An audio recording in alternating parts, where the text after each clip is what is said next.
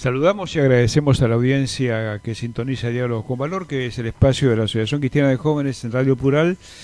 El convite nos remite al propósito de este programa, que es ayudarnos mutuamente a reflexionar. Es una pretensión algo elevada, habida cuenta que vivimos la espontaneidad de lo inmediato y no pocas veces efímero. Nuestro invitado de hoy es un calificado profesional que ha hecho del humor un mecanismo de análisis crítico de la realidad. Diría que es, en su estilo, un analista político y por ende con raíces sociológicas. No hablaremos solo de humor en este programa, aunque surjan algunas referencias en la entrevista. Nos centraremos más en los desafíos de la política. Las democracias están padeciendo en todo el mundo, tanto en el llamado desarrollado como en el periférico, problemas severos de credibilidad. La corrupción, el uso del poder para el enriquecimiento, los negocios poco claros, las guerras inducidas, las mafias enquistadas, generan un panorama preocupante. El abstencionismo electoral, en particular en el mundo desarrollado, es una muestra contundente del desinterés de la ciudadanía por la ausencia de confianza en los políticos de turno. Desafortunadamente, la falta de ideas renovadoras es abrumadora. También lo es el hecho de que la política no atrae a los mejores ni mejores intencionados. Esta realidad contribuye a acentuar la mediocridad, salvo honrosísimas excepciones que las hay, afortunadamente. Al mismo tiempo que decimos esto, es fundamental afirmar que no hay mejor sistema que la democracia, a la que debemos defender con uñas y dientes y todo lo que podamos. Criticarla es bueno a los efectos de perfeccionarla, jamás reemplazarla, porque ya vimos lo que sucedió cuando ese intento produjo violencia, muerte y un retroceso monumental. La Argentina lleva 30 victoriosos años de la recuperación de la democracia, lo que celebramos como algo impresionante. Ahora bien, construir una sociedad democrática es una labor sin solución de continuidad. Es un desafío permanente y cada día la búsqueda de la perfección de la democracia nos va corriendo la meta hacia adelante. Es como la utopía. La democracia tiene todavía que saldar enormes deudas, vencer las desigualdades, hacer realidad el federalismo, crear horizonte con esperanza y la lista continuaría. La ciudadanía no puede ser impasible y expectante. Tenemos que asumir un rol protagónico. Su compromiso es ineludible y también imprescindible para que la democracia sea plena. La política es una herramienta fundamental y los políticos, gestores eficientes y honestos, es lo que aspiramos. El ideal, como decía no hace mucho un catedrático de la Universidad Complutense de Madrid, es que en el futuro no tengamos gobernantes, por cuanto la democracia alcanzó su máximo nivel de logro. Hoy contamos con la presencia de un muy querido amigo, líder de la Asociación Cristiana de Jóvenes, vinculado familiarmente a ella desde hace muchísimo tiempo y con una profunda vocación social. Nos estamos refiriendo a Santiago Varela, arquitecto Santiago Varela, aunque yo no sé si quiere que lo llamemos arquitecto, y es un lujo para nosotros verdaderamente tenerlo aquí en este programa. Hola Santiago, un gusto enorme otra vez tenerte acá en tu casa, que es la Asociación Cristiana de Jóvenes. Norberto, gracias por la invitación, realmente me siento en mi casa.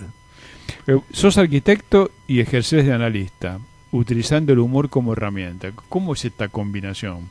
Se fue dando, más que no fue algo que uno se hubiera propuesto a priori o algo que uno hubiera deseado desde el comienzo, sino que se fue dando por distintos motivos.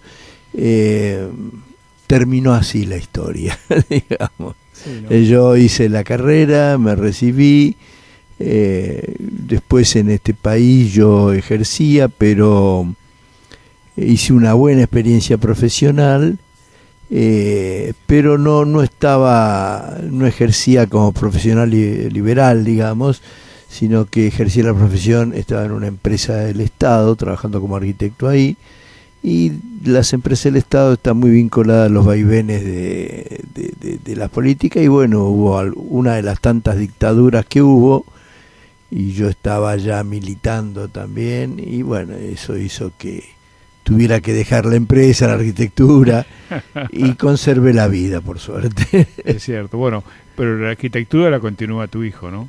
La arquitectura la continúa mi hijo, y yo mismo estuve un tiempo también, pero bueno, después descubrí que este hobby que podía ser el humor podía transformarse en algo que me diera un sustento a la familia, y me transformé en un profesional. anticipamos a la audiencia que vamos a tener el honor de contar con Santiago en el programa de hoy, y también lo he invitado, abusando de su generosidad, para el próximo programa, de la próxima semana, pero en ese momento para hablar más específicamente del humor, que tiene mucho para decir y nos vamos a sorprender. La democracia es el arte de ponerse en la piel del otro, ¿no? Se trata finalmente de eso, que es el bien común. Los políticos, de acuerdo a tu experiencia, de aquí y el mundo, porque tampoco nos querramos nosotros que estamos solamente viviendo o padeciendo ese problema, ¿lo entienden así? ¿Entienden claramente el significado del bien común? Vos que venís poco también de la militancia social. Yo creo que algunos sí y otros no. Creo que hay políticos que son modelos a imitar. Uno quisiera ser como ellos. Y hay otros que no, hay otros que usan la política simplemente como una manera de escalar, de tener una posición, y son profesionales, diría yo, de la política. Los otros para nada. Sí, esto de los profesionales de la política está de alguna manera implicando una crítica. Yo tengo una crítica sobre los profesionales de la política, pero vos tenés una crítica sobre esos profesionales de la política que no siempre terminan de entender qué pasa en la realidad. Yo creo que está bien que si se dedican toda su jornada a la política, no pueden trabajar de otra cosa y tienen que tener un sustento. La palabra es un sustento. Ahí está. Ahora, de ahí a hacerse millonario hay un paso. Hay un paso, ¿no? Sí, sí. ¿Por qué te parece que mucha gente, es una pregunta que yo no tengo la respuesta, ¿no? O a lo mejor sí parte de la respuesta. ¿Por qué mucha gente valiosa y con cosas para decir y para hacer se aleja casi espantada de la política? Y eso contribuye a mediocrizarla, es decir, porque vos conocés mucha gente que dice, che, este tipo hay que traerlo para acá, porque puede aportar, pero esa gente se aleja. ¿La razón dónde la encontrás vos? Yo creo que hay varias razones.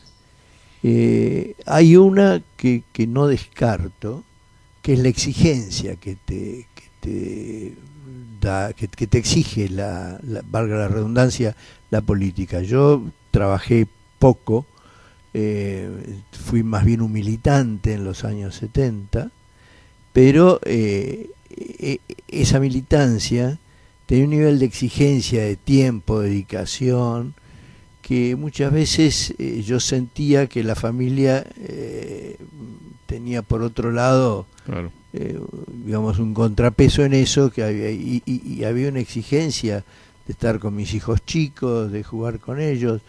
Un político hoy es difícil que esté con la familia. Un político todo lo pasa a través del tamiz de la política. O sea, sí, si vos haces un asado en tu casa, lo haces con tus amigos, con la gente que vos querés. Un político, si hace un asado, lo hace con la gente que necesita que vaya al asado, con la gente que quiere o necesita hablar y compartir cosas. Y bueno, eso es una exigencia. Hay mucha gente que dice, no, yo no elijo esto. Pues es una aproximación muy interesante esa que estás haciendo, ¿eh? La gente prioriza a veces la sanidad en su vida y antes que el poder. Es que yo creo que un tipo, disculpame te interrumpa, pero yo creo que un tipo que llega a niveles muy altos de poder, algo de enfermo tiene. Y no hay familia en esa... No, por ejemplo, ¿no? Sí, sí. Vos sabés que hace pocos programas entrevistaba a Edgardo Forn, que lo conoces bien, sí, ¿no? Sí. Como hoy el legislador, hace un par de semanas lo entrevistaba y le decía qué pasaba con el poder, porque él no viene de la política profesional, viene no. de la actividad social, como vos, como yo. Y me decía así, el poder es algo... Es lo único que un político no delega. Y yo le preguntaba, ¿el poder se delega haciéndole un chiste? No, el poder no. Vos podés delegar cualquier cosa menos el poder. Y un poco tiene que ver con esto que mencionas vos, ¿no? Digamos, puede ser una enfermedad y al mismo tiempo uno tiene la sensación, cuando hablas con los políticos, y a vos te consta, vos hablas con muchos, a mí me toca hacerlo también por razones profesionales, creo que no terminan de confiar en nadie. Yo comparto eso. No En sé, general son muy desconfiados porque también hay toda una tradición de traiciones claro. a lo largo de la historia en los Sí, sí. políticos. Y hoy se ve en el panquequismo Terrible. que hay en algunos políticos, porque panqueque, porque hoy están con uno, mañana están con Sí, otro. claro. Y eso mismo, Santiago, me parece que a los ojos de la sociedad actúa negativamente, porque la sociedad dice, pero como este señor o esta señora estaba acá, después estuvo aquí y ahora está allá. Pero ¿qué pasó? ¿Dónde están los ideales? ¿Dónde están las convicciones, el compromiso? Un poco diluido, ¿no? No, totalmente, totalmente. Eso es parte de esta sociedad líquida a la que estamos de alguna manera acostumbrándonos. Y es una sociedad que prioriza, digamos, ciertos valores como el dinero en función del poder o el poder en función del dinero, las dos cosas están muy imbrincadas entre sí y cualquier método es bueno para eso. Entonces, bueno, se puede mentir inclusive para eso. Sí, ¿no? Y no, sí, y cuando la mentira se convierte en una especie de, digamos, de actitud cotidiana, es como pesa menos en la conciencia, ¿no? O sea, a lo mejor cualquiera de nosotros miente y siente el peso de haber mentido. Ahora, cuando seguramente lo haces como una cuestión absolutamente natural, ese peso también termina, bueno, es parte de la enfermedad. Claro, y aparte la excusa es que los demás también mienten, cosa que no siempre es así, No, claro que no. pero es la excusa. Es así, es así. Como que son las reglas del juego. Sí. Y yo creo que no son las reglas del juego, ¿no?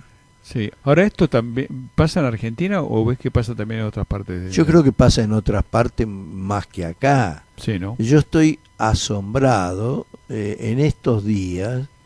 Y tuvo estado público que en Estados Unidos el Congreso descubrió, entre comillas, que la CIA torturaba a prisioneros y hablaba una serie de calamidades sobre la CIA. Y ahí me resulta tragicómico. Es que quiere decir que la gente del Congreso no ve cine, porque Hollywood hace años que está sacando películas sobre las cosas que hace la CIA, Sí, pero años, sí. donde muestran. Entonces, ¿cómo puede ser que ahora descubran las cosas que hace la CIA? A mí me Sí, parece que es una mentira sí, infame. infame. Y además de una gravedad institucional extraordinaria. Estás hablando del país, país hegemónico, ¿no? Claro, sí, Que sí. llega a este tipo de... A justificar la tortura. La tortura. ¿Cómo se vuelve de eso, no? Y yo cuando yo leí también esto, hace de semanas atrás sobre este particular, y me decía, primero, ¿por qué se revela ahora? ¿Cuál es la razón? Porque una razón tiene que haber. Y en segundo, ¿cómo se vuelve de eso? O sea, ¿cómo vos volvés a tener credibilidad como nación? Pues la CIA es parte de los Estados Unidos, no es que es parte de Afganistán. ¿Cómo se vuelve de eso? Pero al mismo tiempo me preguntaba, ¿será que la sociedad planetaria está en condiciones de admitir cualquier cosa y dar vuelta a la página? Y es probable, a mí me preocupa eso, pero es probable. Fíjate vos que los países, sobre todo los países centrales, cada 20, 30, 40 años liberan archivos confidenciales, Sí, archivos secretos, los hacen públicos y ahí aparecen cosas terribles. Entonces, ¿cuál es la conclusión que uno llega, el análisis que uno puede llegar? Que tenés que esperar 30, 40 años para enterarte de la verdad. claro. O sea, a los 30, 40 años te dicen la verdad. Con lo cual también puede ser, casi seguro, con el mismo criterio, con el mismo tipo de análisis, que lo que esté pasando ahora, o lo que te estén diciendo ahora, tampoco sea cierto. Ah, es así. Vas a tener que esperar 30 años a que desclasifiquen lo que te dijeron hoy para que veas que lo que te dijeron hoy no es verdad. Entonces, la política, por supuesto que se desprestigia con eso.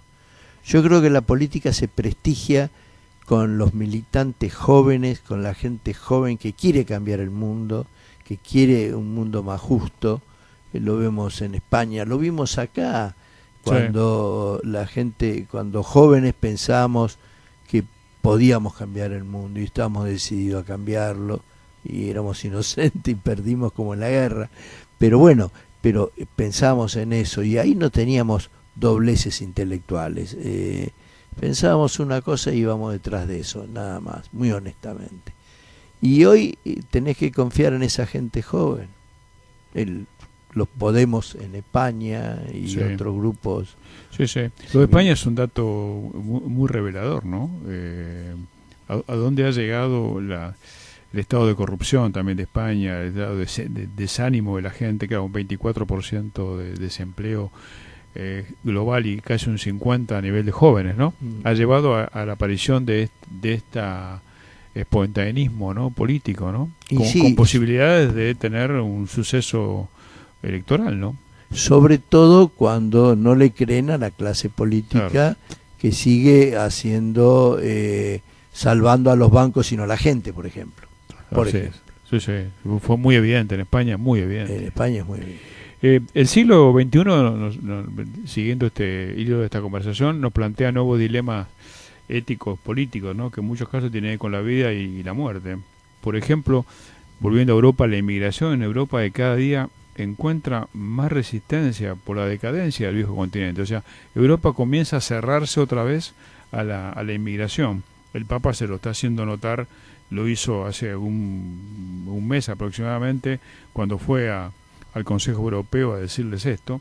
Ahora, ¿cómo lo estás observando vos como tendencia hacia futuro, ¿no? Esta deshumanización? Con preocupación, porque lo que vos dijiste es correcto, el término es deshumanización. O sea, cuando uno ve cómo llegan los norafricanos a Italia, a Lampedusa, en esas barcazas que se hunden, y cómo los toman y los ponen, los agrupan en pequeños campos de concentración y después los vuelven a sus países. O en México, como tienen los centroamericanos que atravesar México para llegar a Estados Unidos, que es una especie de meca de lugar a donde ir. Es una deshumanización muy importante, ¿no?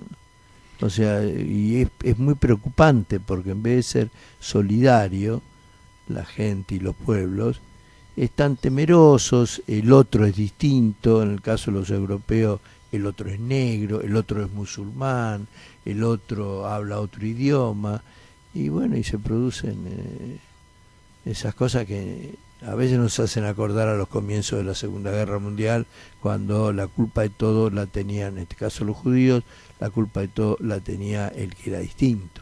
Claro. Y en el caso de Europa se presenta un futuro muy complicado, me parece, Santiago, ¿no? Cuando uno piensa que allá por el 2050 la población musulmana prácticamente va a ser mayoritaria en Europa. ¿Cómo va a reaccionar esa sociedad cuando esto acontezca? Y es absolutamente inevitable que acontezca desde el punto de vista demográfico. ¿Cómo reaccionará? Yo tengo miedo, porque Europa es, por un lado, es el lugar de la cultura occidental, ¿no es cierto?, el reservorio de la cultura occidental, pero por otro lado, en Europa, los europeos han cometido las atrocidades más grandes, y casi todos los países han tenido gente que han cometido atrocidades de la más grandes. Yo, digamos, no tengo demasiada confianza en lo que puedan hacer. Ahora están hablando, y Europa habla y se llena la boca sobre la paz en el mundo, pero los alemanes fabrican armas que le venden a cualquiera que pague en efectivo. Sin la menor duda. Y aparte tampoco podemos olvidar la historia colonial en América Latina, obvio, pero en África ha sido brutal, ¿no? Y es lo que están pagando ahora, o sea, cuando los africanos quieren volver a la metrópoli. Claro. Cualquiera sea ella, ¿no es cierto? Sí, sí. Sea Francia, Italia, Alemania misma, sí, Holanda, Bélgica, Portugal, sí, España. Sí, sí, es una especie de devolución de la historia, ¿no? Sí. Recordamos que estamos dialogando con Santiago Varela. Ahora, ¿vos notás que hay posibilidades, especialmente con la dirigencia más joven, aquí en el mundo, de nuevas formas de hacer política hacia adelante, donde los valores tengan posibilidad de ser recuperados? ¿O suponés que esta tendencia de la política tradicional podría también ser trasvasada a las nuevas generaciones? ¿Cómo lo estás viendo? ¿O cómo estás a lo mejor anhelando que suceda? Yo quiero creer que no, pero lo que pasa es que a veces las opciones son muy complicadas. Yo tengo un ejemplo. Por ejemplo, el narcotráfico. ¿Cómo actúa el narcotráfico? El narcotráfico quiere pasar, suponete, esto es totalmente imaginario, quiere pasar por un pueblo para ir a otro. Uh-huh. Entonces habla con el intendente del pueblo y le dice, mire, somos narcotraficantes, queremos pasar por acá, si nos deja pasar el camión con la mercadería por acá, le damos $1.000.000. Y el intendente dice, no lo voy a dejar pasar. Si no nos deja pasar, lo matamos a usted y a su familia. Primero a su familia y después a usted. Entonces, cuando vos tenés una opción de ese tipo, no tenés opción. No tenés opción, claro. Entonces yo creo que la juventud va a armar sus propios modelos, con sus propios valores. Yo creo que sí, pero yo creo que puede llegar un momento en que no exista opción. Y no sé qué puede pasar en ese momento. Y vos tocaste un tema muy sensible, lo pusiste como casi como una metáfora, pero puede llegar a ser una realidad. Narcotráfico en Argentina. Nosotros venimos de generaciones donde esto nos parece medio increíble, ¿no? Ayer o hace un par de días conversaba con un mexicano que está radicado en la Argentina, un joven, y me comentó, dice, me dejó altamente preocupado, porque dice, lo que yo está radicado en Argentina hace 8 años, dice, lo que yo estoy viendo hoy en Argentina es lo que yo vi que pasó en México, así nomás, sin que yo le preguntara. ¿Será así, Santiago? ¿Estaremos en ese nivel de riesgo? Yo estoy preocupado porque veo cosas que antes no veía. Claro.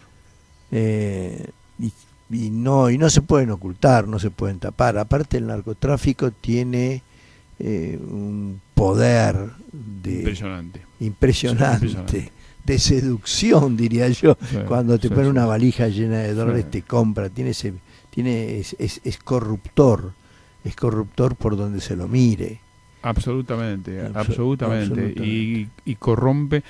Bueno, yo sigo bastante de cerca a Monseñor Jorge Lozano, que es el presidente de la conferencia, presidente de la Pastoral Social de la Conferencia Episcopal, el obispo de Gualeguaychú. Hace mucho tiempo que él viene machacando sobre esto, ¿no? Sobre esta inserción del narcotráfico en la sociedad, por cierto, pero también, en la fuerza de seguridad, y ya está tocando también a ciertos poderes del Estado, incluyendo la justicia. Y es muy difícil volver, por esto que vos decías. Un momento dado no tenés opción, porque es la vida o la muerte. Es muy complicado. Ahora, no puede haber narcotráfico sin la ayuda de poderes del Estado, entre ellos la policía. No tengas. Entre ellos porque hay una cosa que es muy clara. ¿Qué hace el narcotráfico? Vende droga, básicamente saca su dinero de la venta de la droga. Sí. ¿A qué se dedica usted, señor? Yo vendo droga. ¿Qué necesita alguien que venda? Visibilidad para que le compren. Claro. O sea, no es como un espía de la Segunda Guerra Mundial, digamos, claro. que no se lo conoce. No, necesita estar visible porque necesita que la gente se acerque y compre. O sea, que realmente si hubiera una organización de seguridad que siguiera esas pistas, tira del piolín y llega a la cabeza. No hay duda. No hay ninguna duda. ¿Y te parece que es un tema que a la sociedad le está preocupando lo suficiente? Yo creo que sí, que por suerte le está preocupando, por suerte no está siendo aceptada, así como por ejemplo la marihuana tiene un grado de aceptación. No hay películas, sobre las películas yanquis sobre todo, no hay película en la cual no se vea droga. Y está bien que se vea, o sea, el mensaje es que es normal, que es de estilo, digamos. Y fumar un cigarrillo de marihuana en cualquier película europea es absolutamente de estilo.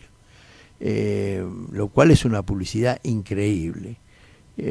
Yo creo que sí, porque salvo estas cosas, la gente, la familia ve a sus hijos y ve el efecto de la droga y no quieren eso para sus hijos. O sea, un tipo drogado no sirve para nada. Absolutamente. Y eso se sabe, y eso la sociedad es consciente de eso. Y bueno, no quiere eso. Es interesante. Si la sociedad es consciente, hay posibilidades de cambio. Sí, Si la sociedad sí. se aísla o lo elude el tema, bueno, el problema no se soluciona. ¿Cómo estás viendo el diálogo? A ver, empiezo al revés. ¿Hay diálogo en Argentina? Pero no solamente en el nivel político, porque por supuesto es fundamental, pero hay un diálogo, una concepción cultural del diálogo genuino en la sociedad. Hay lugares que sí, lugares que no. O sea, yo no podría, primero porque no conozco, honestamente desconozco grandes sectores de mi país, soy honesto en esto. No sé cómo piensan en ciertos sectores de mi propio país, pero en otros hay mucho movimiento, Ujú. hay mucha difusión gracias a Internet.